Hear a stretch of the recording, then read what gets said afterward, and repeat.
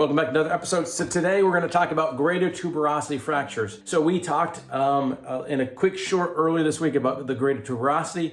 Now we're going to go into a longer video on the greater tuberosity fracture. First, a little anatomy lesson.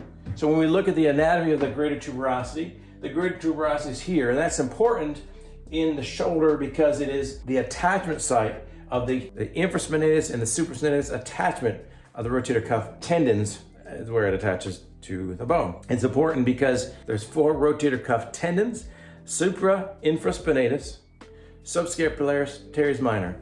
So the lesser tuberosity is where the subscapularis comes across and attaches.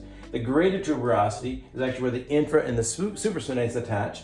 And then in between the two, the lesser and the greater, is the bicipital groove. And guess what's in the bicipital groove?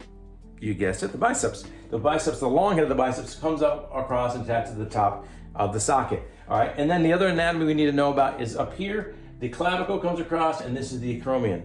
So when we talk about subacromial impingement, it means right here, underneath here, we have a little bump, and there's less space for the rotator cuff to live, and that's called impingement. That's important in this fracture specifically as well. So greater tuberosity fracture happens in a couple ways. You can fall onto your shoulder and have it happen. You can actually get pulled as if, let's say you were walking down the stairs and you grab something and pull. That can tear the rotator cuff, or it actually can fracture the greater tuberosity. Sometimes we get the connection of a greater tuberosity fracture as well as a dislocation of the shoulder. So the ball and socket comes out of joint and the greater tuberosity gets fractured.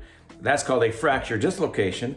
And the number one thing to do about that, first of all, is to reduce the shoulder, which means put the ball and socket back in and then deal with the rotator cuff as well as the tuberosity fracture later. That's one type of fracture dislocation, where the dislocation creates the fracture as well. So the force that creates the dislocation creates the dislocation and the fracture. If the physician puts the glenohumeral joint or the back together, right, back in the socket, so it's reduced, we call that, the greater tuberosity fracture might actually reduce as well, which means go back to where it's supposed to be. Still be broken, still be fractured, but not displaced. And that's the second part when we'll talk about that in a minute. So if it's a non-displaced fracture, right, it's just the crack, well, then we don't have to do anything other than let it heal. Now, the concern is, and why we would want to know if it's a non-displaced fracture or not, is because these fractures create a lot of stiffness in the joint, even if it's a non-displaced fracture. All fractures around the proximal humerus, around the shoulder, are really susceptible to stiffness after. And why is that? Well, I think there's a couple reasons why. One, because it really hurts to move, so we stop moving it. But two, these fractures are actually in the joint, right? And so we get bleeding from the fracture, and that bleeding really irritates the glenohumeral joint, and that makes it easier for us to get stiff. So if we have a non-displaced fracture, we will know about it if it's a fracture dislocation, because we'll know that when the joint was dislocated, you could see the fracture fragment kind of hanging out, being displaced, or reduced the humeral head back into the socket. We'll see that fracture almost look like it disappears, or nearly disappeared, because now it's reduced. Both the glenohumeral joints are reduced back in place and the fracture is back in place. And if that's the case, we really do have to worry about stiffness, because we have a dislocation as well as we have a fracture, and it's going to take some time for it to heal. It takes time for it to heal, and we have all the trauma that happens with the fracture dislocation. There's a high risk of stiffness, and so we need to be a little bit proactive in getting people moving a little bit. We have to get them to move before it's all the way healed, or else it'll be really, really stiff. So that's probably the worst case scenario, fracture dislocation. The second worst case is just a displaced fracture. So not the dislocation of the joint, but just a displaced fracture. What happens when we displace this fracture, and why it's important, is when it gets displaced, it comes up like this, and it goes back, because the supraspinatus is pulling it that way, right? And the infraspinatus and maybe a little bit of the teres minor is pulling it behind it. So when you have a displaced greater tuberosity fracture, and sometimes it's hard to see how displaced it is on regular x-rays, we might get a CAT scan to be able to get an idea of how far is it up and how far is it behind. Because if it's significant up and behind, what creates, if it heals in that spot, is impingement right here on the acromion, right? And so this doesn't get bigger, but this bone comes up here, and then you have limitations in forward flexion, or elevation, people call it, and external rotation because it gets blocked because it goes up and behind. And so we want to make sure we see that. And if it's displaced enough, again, usually if it's obvious, then that's fine. Sometimes it's not obvious. We might get a CAT scan just to check it out. And if it is displaced enough, we have to fix it. Well, what do we do when we fix it? Well, there's a bunch of different ways to fix it. Depends on how big the fragment is. It depends on how good the bone is too. And so you could just put it back down there.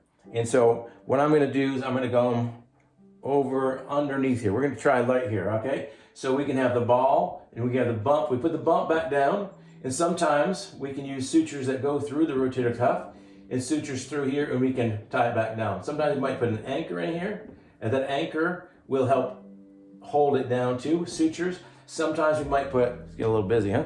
Sometimes we might put a screw that goes in there that holds it where it's supposed to be, screw or two. Or sometimes we might put a plate that comes down here. We have a couple screws down here, a couple screws that go into the joint, and that can be the treatment plan for the displaced fracture. So that means open surgery. There's probably not a situation where we do a closed reduction because it's really difficult for this to get back down where it's supposed to be and then get it to stay there. And there's probably not a big role for arthroscopic because back over here is not really the joint. The joint is here. So some people may, depending on exactly how far it's displaced, may consider doing arthroscopic repair of the greater tuberosity.